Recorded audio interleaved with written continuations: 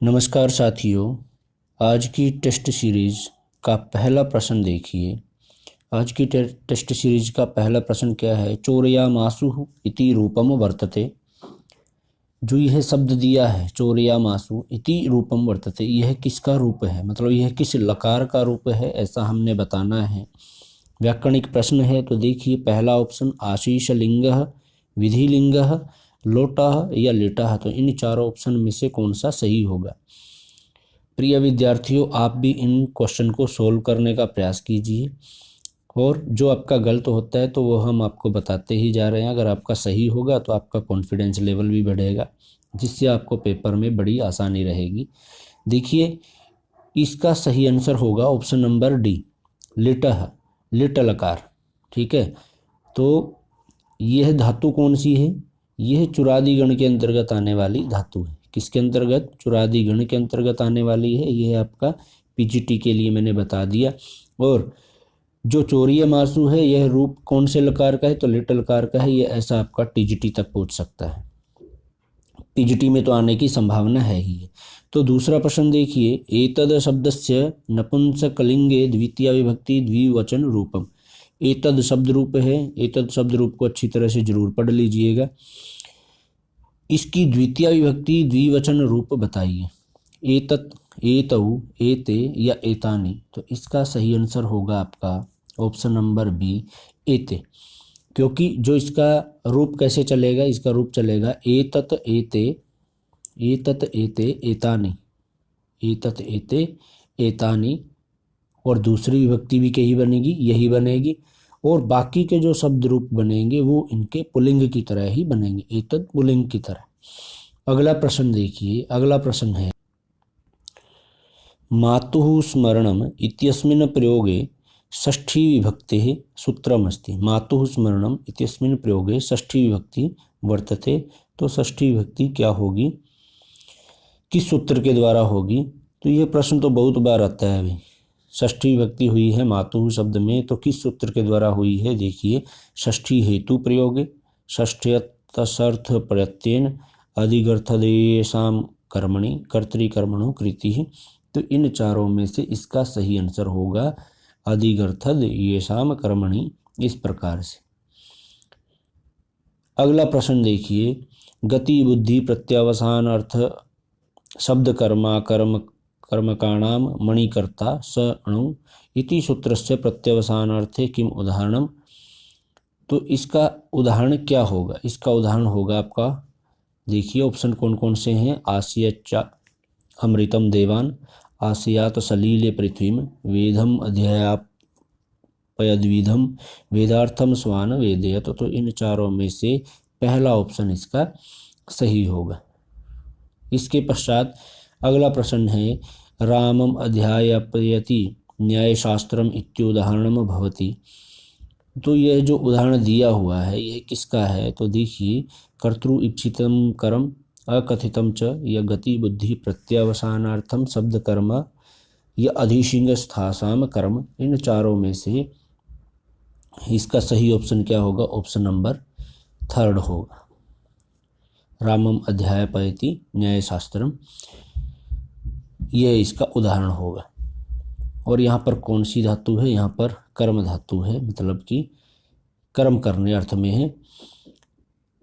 इसके पश्चात अगला प्रश्न देखिए, परवलिंग द्वंद्व तत्पुरुषयोः इत्यस्य उदाहरणम नास्ति। परवलिंग द्वंद्व तत्पुरुषयोः, यहाँ पर उदाहरण नहीं है इसका। ऑप्शन देखिए, सीतारामौ, अर्धपीपली, मयूरी कुक्कुटौ या कुक्कुट मयूरौ। तो इन दोनों चारों ऑप्शन में से इसका सही ऑप्शन है ऑप्शन नंबर एक, सीतारामौ। यहाँ पर सीतारामौ में जो द्वंद्व तत्पुरुष होगा वो होगा इतरेतर द्वंद्व। इतरेतर मतलब दोनों पद अलग अलग, सीता अलग और राम अलग। ठीक है। उसके पश्चात अगला प्रश्न देखिए, पाणिपादम में समास है। पाणिपादम में समास है, कौन सा समास होगा? इतरेतर द्वंद्व, एक शेष, समाहार या अलोक तत्पुरुष।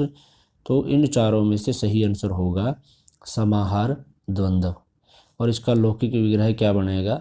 पाणी च पादौ च, पाणी च पादौ च। इस प्रकार से इसका लौकिक विग्रह बनेगा।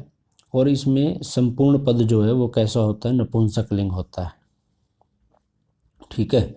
इसके पश्चात अगला प्रश्न देखिए, इच्छाम अनतिक्रम में इति पदस्य समस्त पदम अस्ति। इच्छाम अनतिक्रम में इस पद में इस पद का समस्त पद क्या होगा?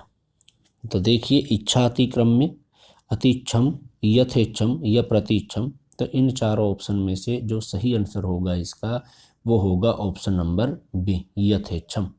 मतलब इच्छा के अनुसार, इच्छा के अनुसार यह इसका सही आंसर होगा। और कौन सा समास होगा इसमें? अव्ययी भाव समास होगा, क्योंकि इसमें जो पहला पद है यथा वो क्या हो गया, अब अव्यय है। ठीक है। अगला प्रश्न देखिए, सिवेही में संधि विच्छेद होगा। सिवेही शब्द में संधि विच्छेद होगा तो इसमें क्या संधि होगी? ऑप्शन नंबर 1 देखिए, शिव प्लस ए ही या शिव ई ही, शिव प्लस ई ही या शिव प्लस आस प्लस में ई ही। ठीक है। तो इन चारों में से शिवेही में सही संधि क्या होगी? तो इसका सही आंसर होगा ऑप्शन नंबर 4, शिव प्लस आ और ई। ठीक है। अब यहाँ पर वह के बाद आ है तो और फिर ई है, इसमें क्या होगा, जो आंग का आ है, आ के बाद जो आंग का आ है वह अकस्वर्ण दीर्घ से क्या हो गया, आ के बाद ई से ई है तो आद गुणा से क्या हो गया, गुण हो गया। आ और ई में गुण होने के बाद ए बन जाता है। ठीक है। अगला प्रश्न, वैयाकरण भट्टोजी दीक्षितानुसारम यद्यत्र इष्येत तर्हि पूर्वत्र सिद्धिर्म मनोरथः इत्याद्भुतं न स्यात् परात्वात् डैश इत्यस्य प्रसंगात् इत्यत्र रिक्त स्थाने कस्य सूत्रस्य प्रवृत्ति सिद्धा कथित। तो इसमें क्या आएगा आपका, रात्स्य, रोहसुपी, रालोपह या फिर रोरी।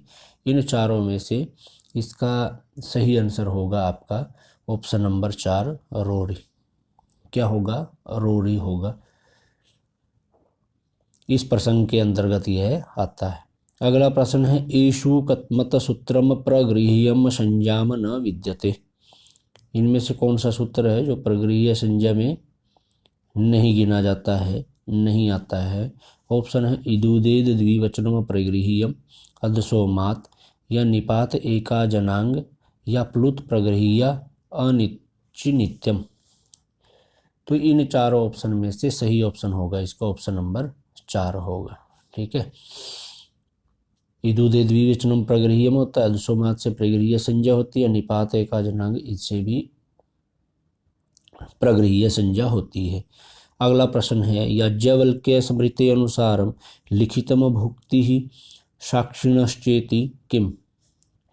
तो ऑप्शन देखिए, मतलब लिखित भुक्ति जो साक्षी है वो किस प्रकार का होगा? ऑप्शन है, प्रमाणम, अनुमानम, प्रकरणम या साधनम। तो इन चारों में से सही आंसर क्या होगा? मैंने आपको पहले भी बोला था कि आप सभी भी इन प्रश्न को साथ के साथ करते रहिए, और ये थोड़ा सा हाई लेवल है पीजीटी और के लिए, तो टीजीटी वाले भी इन प्रश्न को जरूर करते रहे। तो देखिए, इन चारों में से जो सही आंसर होगा वो होगा पहला, प्रमाणम। लिखित भुक्ति और साक्षी प्रमाणम अस्ति। किसके अनुसार? याज्ञवल्क्य स्मृति के अनुसार लिखित भुक्ति साक्षी प्रमाण है। ठीक है। मनुना दशकम धर्म लक्षणम प्रोक्तम तेषु न गण्यते अधोलिखितम एकम। अब जो मनु के द्वारा धर्म के लक्षण बताए गए हैं उनमें से न गण्यते, उनमें से एक नहीं है इन चारों में से, तो वो कौन सा नहीं है? ऑप्शन देखिए, अहिंसा, अक्षमा, धृति ही या सत्यम। तो इन चारों में से जो सही आंसर होगा वो होगा ऑप्शन नंबर ए, अहिंसा। क्योंकि धृति ही भी होता है, अक्षमा भी होता है, सत्यम भी, इसके अलावा होता है दम अस्तेय, शौचम, इंद्रियाणी निग्रह। इस प्रकार से ये 10 होते हैं। अगला प्रश्न है, अर्थशास्त्रानुसारम प्रकृतियो भवन्ति। अर्थशास्त्र के अनुसार प्रकृति है, होती है, कैसी है? तिस्रः, सप्त, पंच या नव। तो इन चारों में से सही आंसर होगा ऑप्शन नंबर सी, सप्त। क्या आएगा? सप्त। राज्य की कितनी प्रकृतियां हैं 7 हैं, वो कौन कौन सी हैं देखिए। पहला तो स्वामी हो गया, स्वामी, फिर हो गया अमात्य, क्या आएगा अमात्य, जनपद, जनपद, दुर्ग, जनपद हो गया, दुर्ग हो गया, फिर कोश, कोश हो गया, दंड और मित्र। इस प्रकार से ये प्रकृति हैं अर्थशास्त्र के अनुसार। अगला प्रश्न है मनुमतेन यद्विजः शिष्यम उपनीय संकल्पम स रहस्यम वेदम अध्यापयेत स उच्चेत। उसको क्या कहा जाता है? यह द्विज शिष्यम उपनीय, जो उपनीय इत्यादि, जो द्विज का शिष्य है और वो संकल्प करता है वेद अध्यापन का, तो उसको क्या कहा जाता है? आचार्य, गुरु, उपाध्याय या ऋत्वी। तो इसका सही आंसर होगा आपका आचार्य। जो वेदों का अध्यापन कराने वाला है वो कौन है? आचार्य है। ऐसा किसके द्वारा कहा गया है? मनु के द्वारा। और मनु ने किसकी रचना की थी? मनु स्मृति की रचना की थी। अगला प्रश्न है आर्थी भावना अस्ति। आर्थी भावना है, ऑप्शन देखिए, प्रयोजने इच्छा, प्रयोजन इच्छा जनित क्रिया, या प्रयोजन इच्छा जनित क्रिया विषय, या प्रयोजन इच्छा जनित क्रिया विषय व्यापार। तो इन चारों में से आर्थी भावना का जो सही आंसर होगा वो होगा आपका ऑप्शन नंबर डी होगा, क्योंकि इसमें क्या है, स्वर्ग आदि का जो प्रयोजन करके या उसको लक्ष्य करके यज्ञ आदि क्रिया करके संपादित करने वाले जो पुरुष में जो मानसिक व्यापार होता है उसे क्या कहते हैं? आर्थी भावना कहते हैं। अगला प्रश्न है अर्थ संग्रह केन दर्शनेन संबंधः अस्ति। अर्थ संग्रह जो है वो किस दर्शन से संबंधित है? ऑप्शन देखिए, उत्तर मीमांसा, सांख्येन, पूर्व मीमांसा या योगेन। तो इन चारों में से जो सही आंसर होगा वो होगा आपका ऑप्शन नंबर बी, पूर्व मीमांसा से संबंधित। जो अर्थ संग्रह है वह पूर्व मीमांसा से संबंधित है। और जो दर्शनों को वेदों के प्रमाण के रूप में स्वीकार करते हैं उन्हें क्या कहते हैं? आस्तिक दर्शन। और जो आस्तिक दर्शन है वो कितने हैं? वो 6 हैं। और वे 6 कौन कौन से हैं देखिए।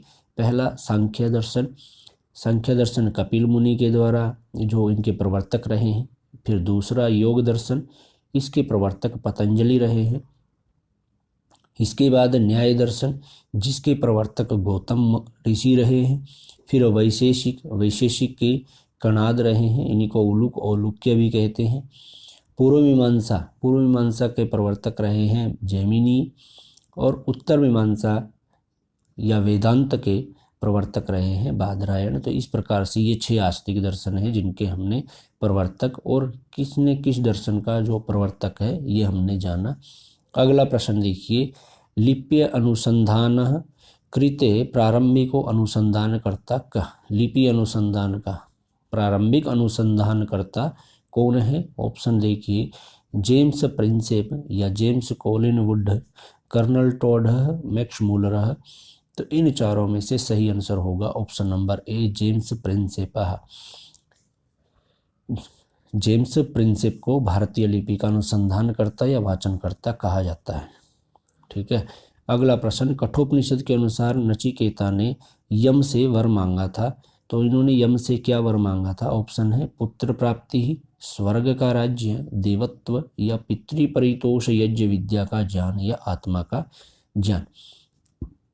तो इसका सही आंसर क्या है? ऑप्शन नंबर डी है, पितृपरितोष यज्ञ विद्या का ज्ञान और आत्मा का ज्ञान। ये 3 वर किसने मांगे थे? यम ने। किससे मांगे थे? नचिकेता ने मांगे थे। और किससे मांगे थे? यम से मांगे थे। और ऐसा वर्णन कहाँ पर मिलता है? कठोपनिषद में मिलता है। और जो कठोपनिषद है वह किस वेद से संबंधित है? तो यह यजुर्वेद से संबंधित है। और यजुर्वेद के किस वेद, जो 2 शाखाएं हैं इसकी यजुर्वेद की, शुक्ल और कृष्ण यजुर्वेद। यजुर्वेद की कृष्ण शाखा है जो कृष्ण यजुर्वेद से संबंधित है। ठीक है। और इसकी भी कठ शाखा है जो उससे संबंधित कठोपनिषद है। अगला प्रश्न है, पैलः इति पदम विद्यते। जो पैल शब्द है यह विद्यमान है। गण विशेष श्यादीमः शब्दः पैले भवः, पीलायः गोत्रापत्यम, या पैलस्य इयम। तो इन चारों में से सही आंसर क्या है? इसका सही आंसर होगा ऑप्शन नंबर 3, पीलायाम, पीलाया गोत्रापत्यम। ठीक है। इसका मतलब क्या है कि जो पहली है ये विशेष का प्रथम शब्द है, पीलाया गोत्र के पुत्र का बोधक। ठीक है, जो पीलाया है उनके गोत्र के संबंधित है। अगला प्रश्न, और पीलाया गोत्र हो गया आपका, और गोत्र से समझे तो गण विशेष भी हो गया। कौन सा? पीलाया। गण विशेष श्यामा, और सी ये हो गया आपका। तो इस प्रकार से इसका सही आंसर हो जाएगा ए और सी। ये ए और सी, ये तीसरा आंसर इसका सही होगा। ठीक है, अगला प्रश्न देखिए। अगला प्रश्न है, ससायन भाष्य ऋग्वेद संहिता संपाद्य तस्या प्रकाशन कार्यम प्रथमम केन वैदेशिकेन कृतम अस्ति। तो ससायन भाष्य ऋग्वेद संहिता का संपादन प्रकाशन कार्य सबसे पहले किस विदेशी के द्वारा किया गया? तो ऑप्शन है मैक्स मूलरेन, जैकोबी, वेवरेन, विंटर, नित्स, महोदयन। तो इन चारों में से जो इसका सही आंसर है वो होगा ऑप्शन नंबर ए, मैक्स मूलर के द्वारा। मैक्स मूलर के द्वारा सर्वप्रथम ये पहले विदेशी थे जिन्होंने ऋग्वेद संहिता का प्रकाशन कार्य सबसे पहले किया। तो ये था आज का वीडियो। कैसा लगा हमें कमेंट बॉक्स में ज़रूर बताइए, और वीडियो को लाइक शेयर जरूर कीजिए।